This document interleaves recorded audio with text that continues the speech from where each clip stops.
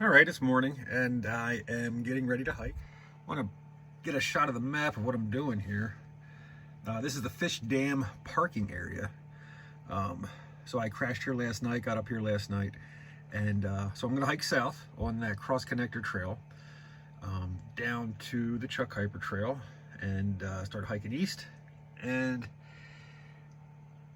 we're going to camp somewhere around mile 38. I put a little mark on the map there.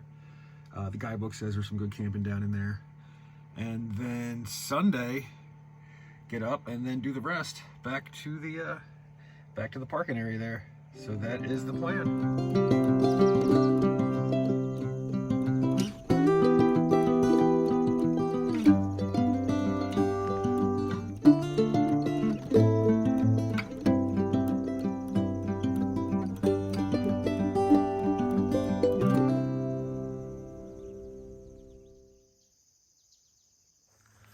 All right, I'm on trail.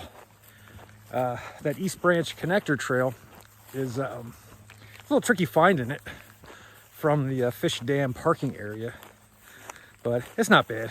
You'll find it.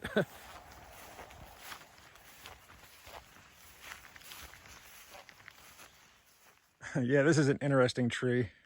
It looks like it started growing up, then it must have broke off. But then like one part of it kept growing up. Yeah, maybe there's a message in that tree somehow.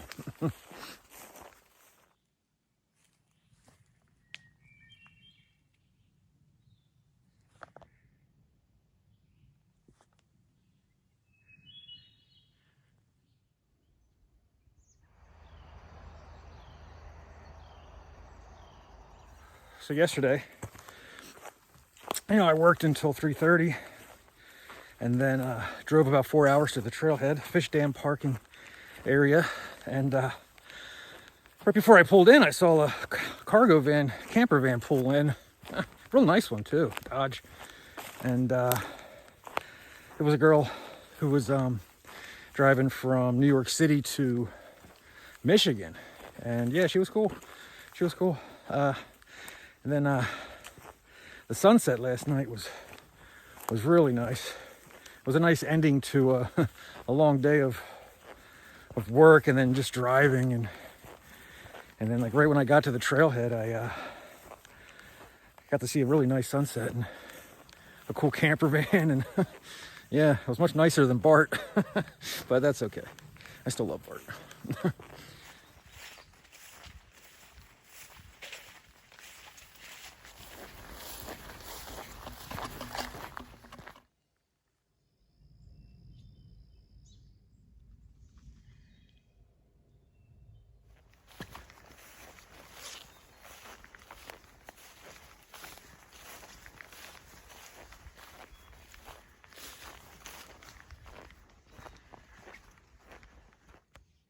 Yeah, that East Branch connector trail is really boggy in that one section. No way you can keep your feet dry. They're already drenched. Oh well.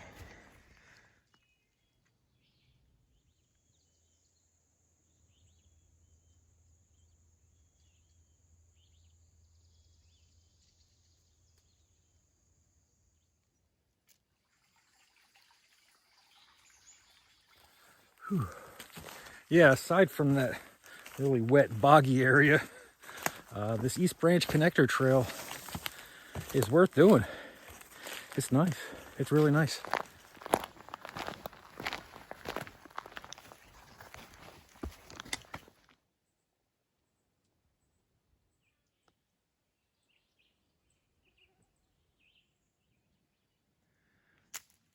Oh, this is a nice camp spot. It's a couple miles in on that East Connector trail. So, yeah, that would work. You drive up. If you get here early enough, you hike in a couple miles. Got a nice little camp spot. And there's a water source. Back trail a little bit. Yeah, this works. Yeah, the mosquitoes are pretty bad. I'm getting bit up pretty good. If it gets any worse, I'm gonna have to break out the DEET. I don't want to do that.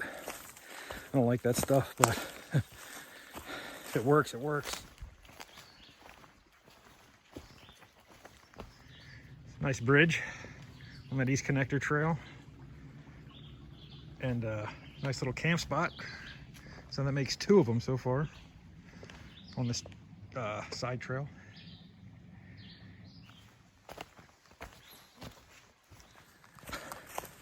Yeah, at that last bridge, I took a little break, and I ended up putting some deed on. And yeah, it works. It works. They're not eating me alive anymore.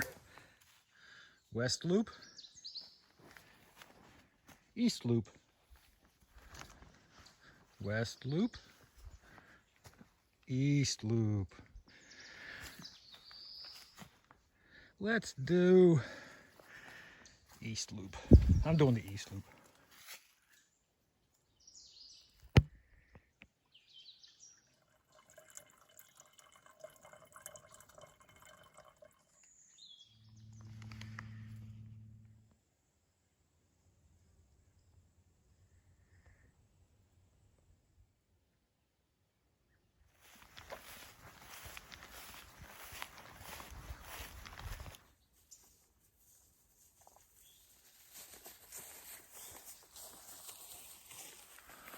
Whew.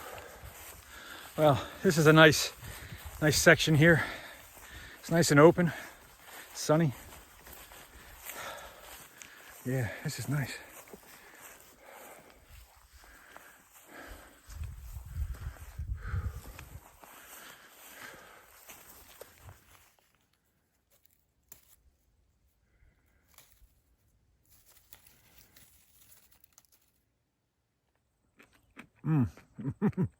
Oh yeah.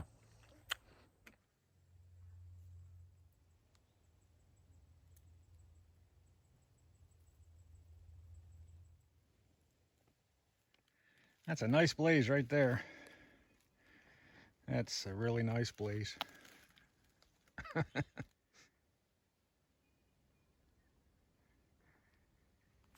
Yeah, the Chuck Keiper Trail definitely has some overgrown sections.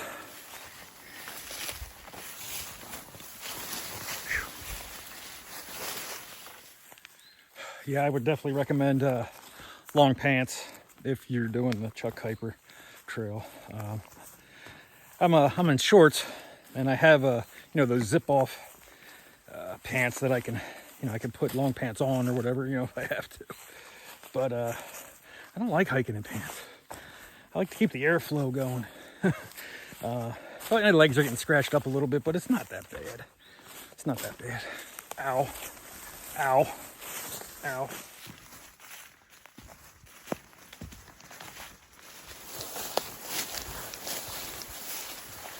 Yeah, you really gotta look for blazes or watch for blazes. I don't know, around mile 29, 28, 29. Because the trail seems to just disappear right here. Oh, there's a blaze. Yep. All right. Yep, just got to keep your eye out for them. Yeah, just a little overgrown here.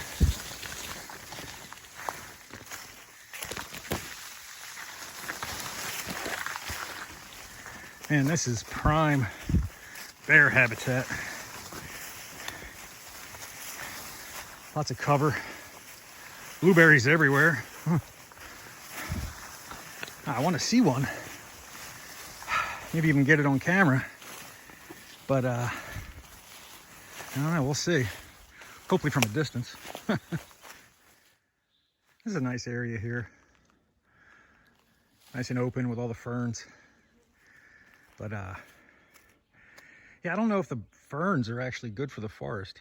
I heard that they they inhibit the new saplings from growing because they take up all the sunlight, but I could be wrong about that. I'm not sure. But it does look nice though.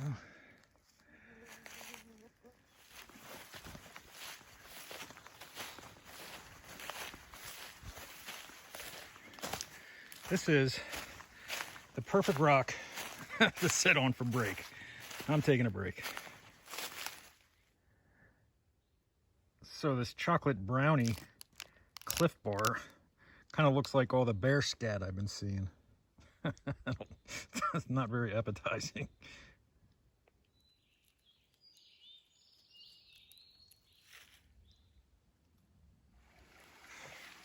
Well, this is a nice little camp spot, right around mile 31. I don't know, you can probably get a 10 or maybe 2 in here. Plenty of water though.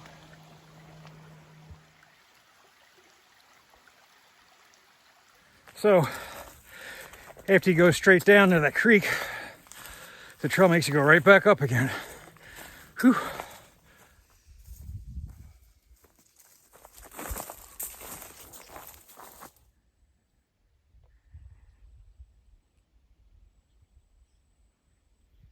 All right, so I'm right at the bridge where you can pick up that Cranberry Swamp Trail. It's a 2-mile loop, Yellow Blaze Trail off to my left there. Let's see. Yeah, there it is. Yeah, I'm sure it's nice, but I think I'm gonna skip it. I think that would make a really good day hike. Maybe park there. Where am I? Right there, that parking area. Hike a couple miles into the loop, do the loop, and then head back. But not today. I'm gonna keep on moving. So I got hot tamales and Swedish fish combination. Give it a try.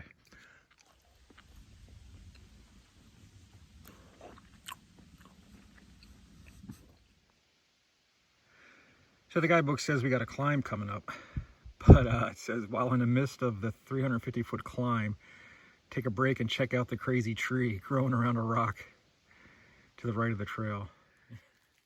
Well, here's that crazy tree growing around the rock,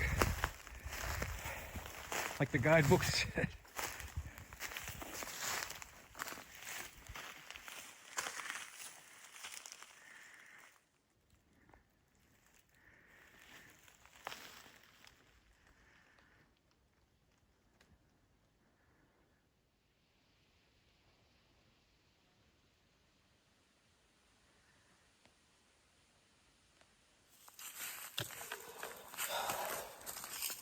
There are some really steep sections on this trail, and my knees are hurting.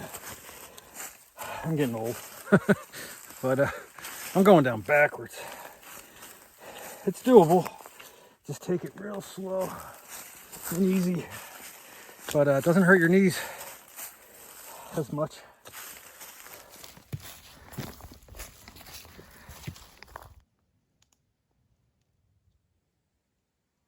Well, I just kicked up something big.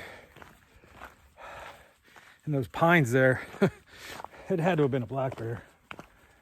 It was, did not sound like a deer. Yeah, the gnats are getting pretty bad. And I'm about ready to break out my head net because they're getting on my nerves.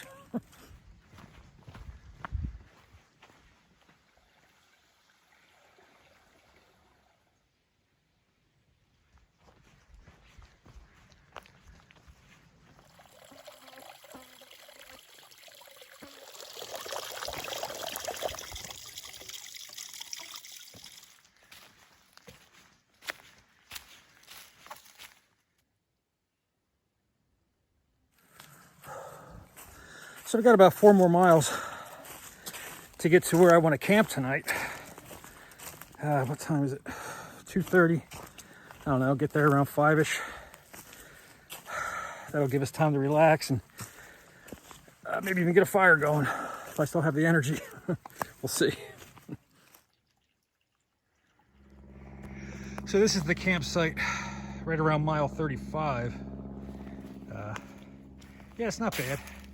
And you got water right here, plenty of flat areas for tents. Yeah, it's a good spot.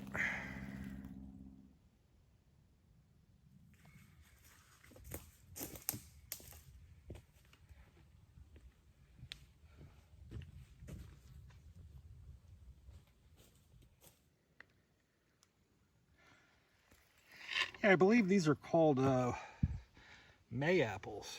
It's wild. Flowers kind of look like an umbrella. And they, I mean, I'm no botanist or but they flower, and then a little apple thing kind of grows there. But I think it's late in the season for that now.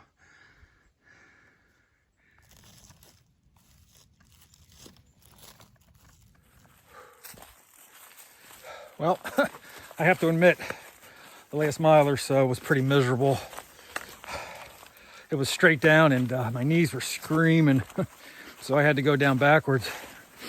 And right when I got to the bottom, just, pouring sweat. And right when I get to the bottom, all the stinging nettle comes out, starts hitting my legs. Oh man, yeah. So I had to. I put on the long pants. I'm not messing with this stinging nettle, man. That hurt. That was pain.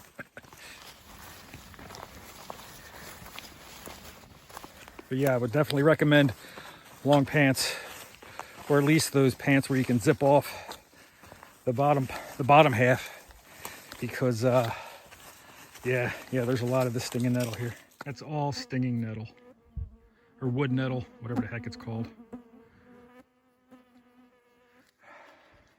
Well, we got a blow down here in the middle of the trail, and so I get to bushwhack through all this stinging nettle. Oh my God, yikes. Yeah, this is just an ocean of this stinging nettle. Not fun. Not fun at all. Does that look like a face? I think that looks like a face.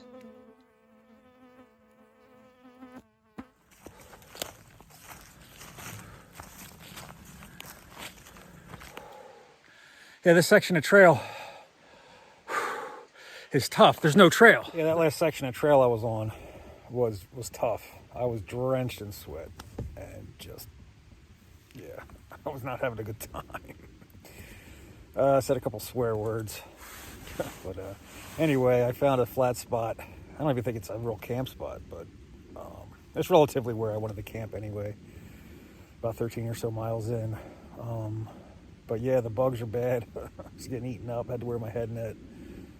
So it's nice to be in some nice dry clothes, and it's still pretty warm, but it feels good to be laying down. So I'm gonna make some dinner soon and just.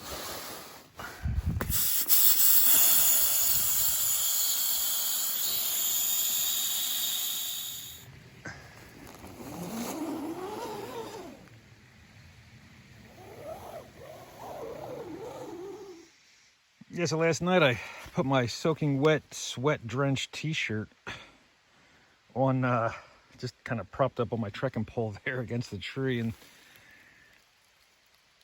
this morning I got this guy hanging out here. Jeez.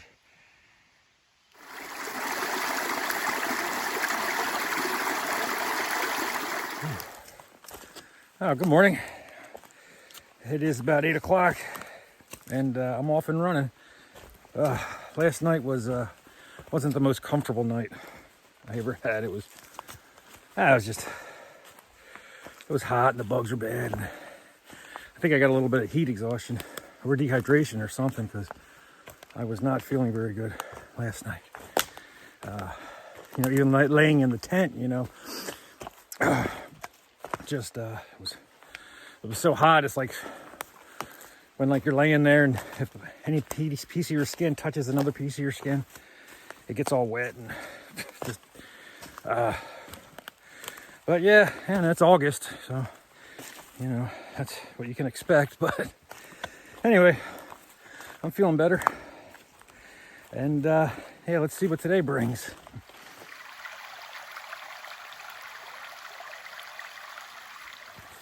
Yeah, this trail definitely has its fair share of blowdowns.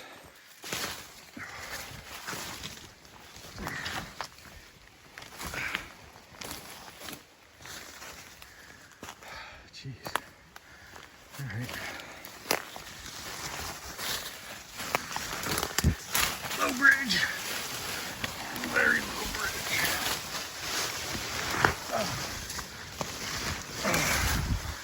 All right. Oh yeah. Love that.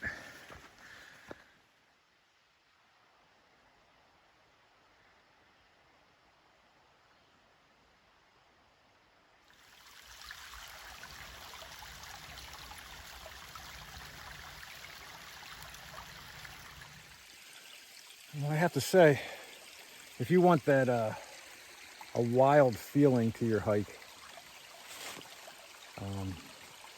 you know, a hike where you're not going to see a whole lot of people, or you really want to feel like you're in a secluded place, yeah, Chuck Keiper, that's what you want, but it has its challenges, that's for sure. Okay, somebody left their white slippers here.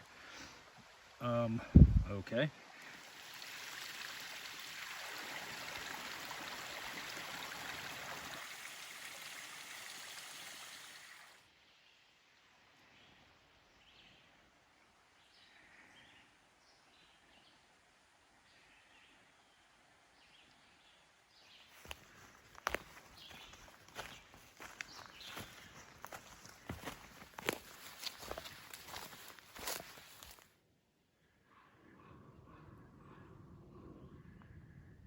Yeah, over-the-counter heartburn medication.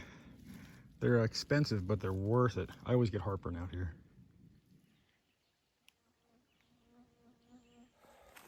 Well, it's about 9:15 in the morning, and I feel pretty good. I'm already drenched, though, from sweat all the way through. And I believe I said yesterday I was going to stay in my shorts, but with all this stinging nettle and brush, and I'm just leaving the long pants on for the rest of the trip. Yeah, if I do that west loop, the Chuck Keiper West loop, I'm definitely just gonna rock the long pants for the whole trip. Well, this little spot looks like a nice place for break time. Yeah, hopefully this fire helps keep the bugs away for my break here. Yeah, there's a little creek here, so I can put it out real good after I'm done. I'm just gonna have a little fire.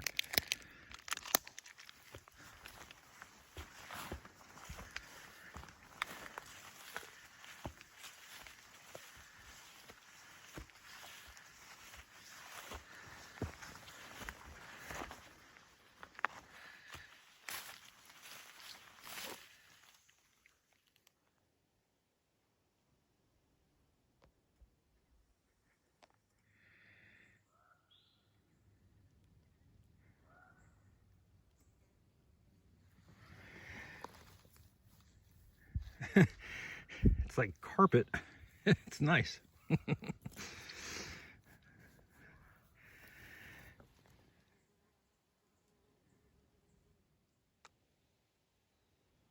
Yeah, the trail finally took us out to a dirt road, and yeah, it feels good. It's nice and open, and nice level terrain for a bit.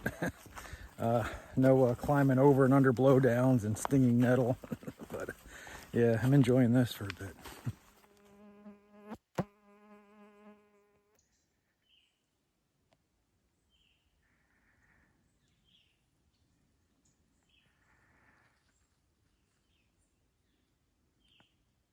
Going down backwards again. It really does take the pressure off the knees, but you just gotta watch them fall on your butt.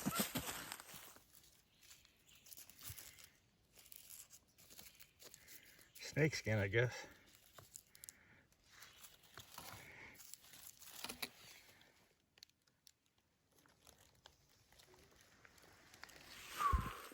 Yeah, the guidebook says we're going to descend 1,000 feet, and it just looks like we're right in between these two hills, like a drainage, but it's all dry, and there's no there's really no trail. A lot of leaf litter. You can really turn your ankle if you're not careful.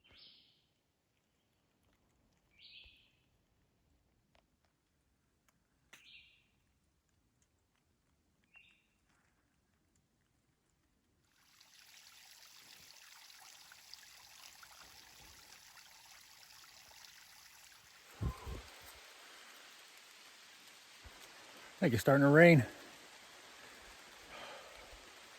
That's fine.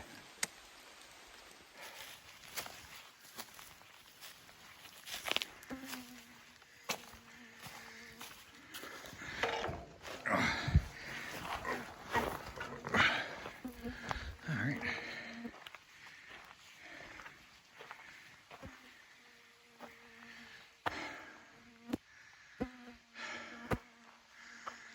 That's the first road I've seen in a while.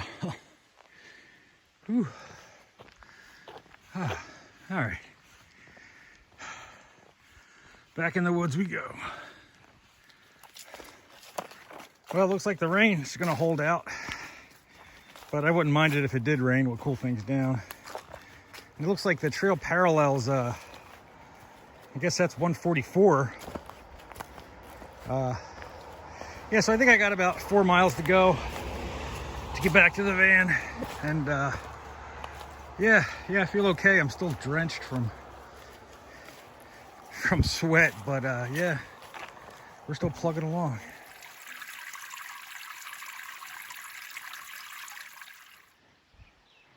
So from here, I can count 5 blazes. 1, 2, 3, 4, 5. 5 blazes, but no trail.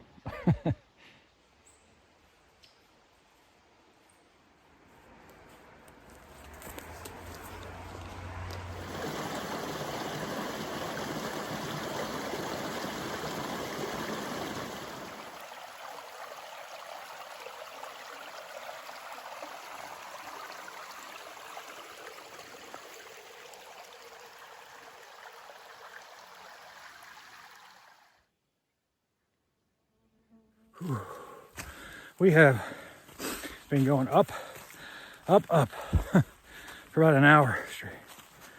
Whew. I am drenched in sweat. Oh, it is beautiful out here though. Oh man, that climb finally ended. Seemed like it just went on forever. But I don't know. The climbs aren't too bad. You just take your time, you know, take breaks, take little breaks. Try not to lean forward as you climb. Try to stand up straight. I always do that. I read that somewhere. It seems to work. You won't get as tired. And yeah, I just take my time and just keep plugging away at it, and you get to the top. You know, it's not that bad.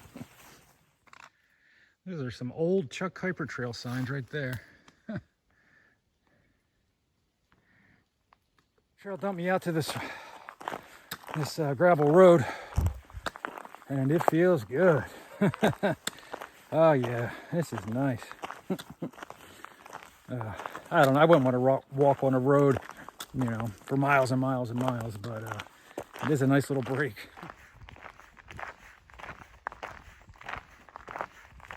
Well, we got like another 2 miles or so, maybe even less, I'm not sure. But I'm ready to be done.